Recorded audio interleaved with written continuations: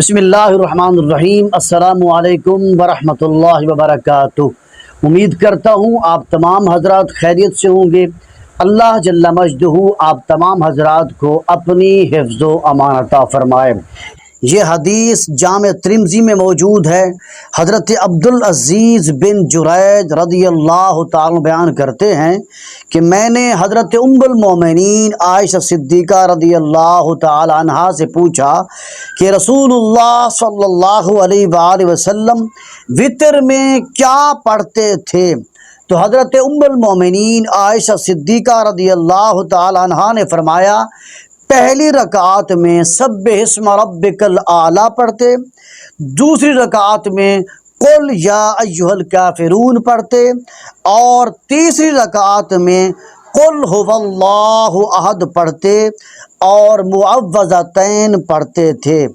امام ابو داؤد نے بھی اس حدیث کو روایت کیا ہے اور اس کی راوی بھی حضرت ام المومنین عائشہ صدیقہ ہیں۔ اور اسی طرح ایک اور حدیث میں آتا ہے، حضرت ابی بن کعب رضی اللہ تعالی بیان کرتے ہیں کہ حضور نبی اکرم صلی اللہ علیہ وآلہ وسلم وتر کی نماز میں سبح اسم ربک الاعلی پڑھتے اور دوسری رکعت میں قل یا ایھا الکافرون پڑھتے اور تیسری رکعت میں قل ھو اللہ احد پڑھتے اور سلام صرف آخر میں پھیرتے تھے۔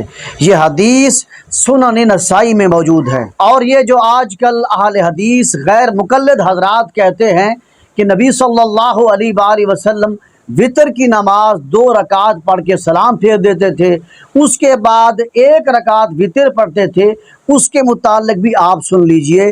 حضرت اماں عائشہ صدیقہ رضی اللہ تعالی روایت ہے کہ رسول اللہ صلی اللہ علیہ وسلم وتر کی 2 رکعتوں کے بعد سلام نہیں پھیرتے تھے۔ اس حدیث کو امام نسائی نے سند صحیح کے ساتھ بھی روایت کیا ہے، اور اسی طرح اسی حدیث کو سنن بیہقی نے بھی سند صحیح کے ساتھ روایت کیا ہے۔ اور اسی طرح مصنف ابن ابی شیبہ میں یہ حدیث موجود ہے۔ حضرت حسن بیان کرتے ہیں کہ مسلمانوں کا اس بات پر اجماع ہے کہ وتر کی 3 رکعت ہیں اور اس کی صرف آخری رکعت کے بعد ہی سلام ہے۔ اور اسی طرح معطا امام محمد میں یہ حدیث موجود ہے۔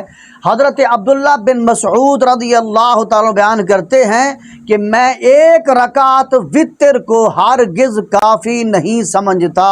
اور اسی طرح صحیح مسلم میں یہ حدیث موجود ہے، حدیث نمبر ہے 1620۔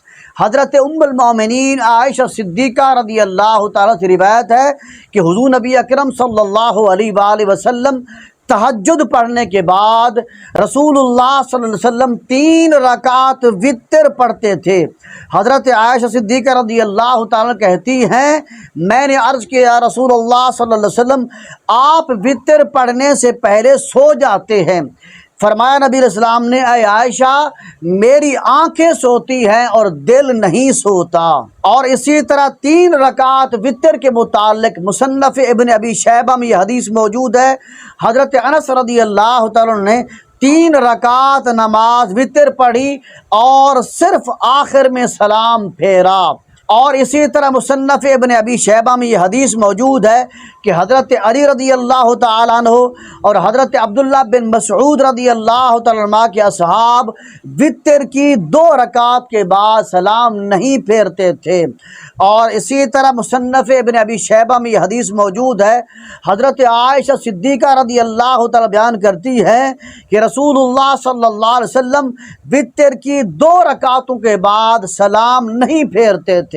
اور اسی طرح مصنف عبدالرزاق میں یہ حدیث موجود ہے۔ حضرت حسن بیان کرتے ہیں کہ حضرت ابی بن کعب رضی اللہ تعالیٰ عنہ 3 رکعت وتر پڑھتے تھے اور مغرب کی نماز کی طرح 3 رکعت کے بعد سلام پھیرتے تھے۔ اور اسی طرح حضرت انس بن مالک رضی اللہ تعالیٰ عنہ سے دعائے قنوت کے متعلق پوچھا گیا، انہوں نے فرمایا دعائے قنوت ثابت ہے۔ میں نے پوچھا رکوع سے پہلے یا بعد میں؟ فرمایا رکوع سے پہلے۔ اور اسی طرح حضرت ابی بن کعب بیان کرتے ہیں کہ رسول اللہ صلی اللہ علیہ وسلم وتر میں رکوع سے پہلے دعائے قنوت پڑھتے تھے۔ اور اسی طرح حضرت ابی بن کعب رضی اللہ تعالیٰ سے روایت ہے کہ رسول اللہ صلی اللہ علیہ وآلہ وسلم 3 رکعت وتر پڑھتے تھے۔ پہلی رکعت میں سبح اسم ربک الاعلیٰ پڑھتے، دوسری رکعت میں قل یا ایھا الکافرون پڑھتے، اور تیسری رکعت میں قل ھو اللہ احد پڑھتے تھے، اور رکوع کرنے سے پہلے دعائے قنوت پڑھتے تھے۔ اور اسی طرح ایک اور حدیث میں آتا ہے، حضرت عبداللہ بن مسعود رضی اللہ تعالیٰ بیان کرتے ہیں کہ حضور نبی اکرم صلی اللہ علیہ وآلہ وسلم وتر میں رکوع سے پہلے دعائے قنوت پڑھتے تھے۔ اور اسی طرح ایک اور حدیث میں آتا ہے، حضرت علقمہ بیان کرتے ہیں کہ حضرت عبداللہ بن مسعود اور دیگر نبی صلی اللہ علیہ وآلہ وسلم کے اصحاب وتر میں رکوع سے پہلے دعائے قنوت پڑھتے تھے۔ تو وتر کی نماز میں جو دعائے قنوت پڑھی جاتی ہیں وہ 2 دعائیں ہیں جو صحیح احادیث سے منقول ہیں۔ یہ حدیث سنن ابو داؤد میں موجود ہے، اور اسی طرح جامع ترمذی میں موجود ہے، اور اسی طرح صحیح ابن خزیمہ میں موجود ہے، اور اسی طرح سنن نسائی میں یہ دعا موجود ہے۔ یہ وہ دعا ہے جس کو غیر مقلد اہل حدیث حضرات پڑھتے ہیں۔ وہ دعا یہ ہے، اللہم اہدنی فی من ہدیت وعافنی فی من عافیت وتولنی فی من تولیت وبارک لی فی ما اعطیت وقنی شر ما قضیت فإنک تقضی ولا یقضی علیک انہ لا یذل من والیت ولا یعز من عادیت تبارکت ربنا وتعالیت۔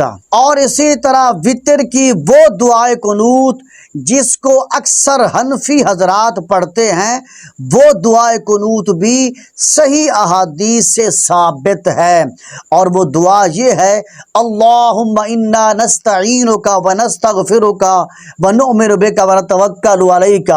یہ دعا بھی صحیح احادیث سے ثابت ہے۔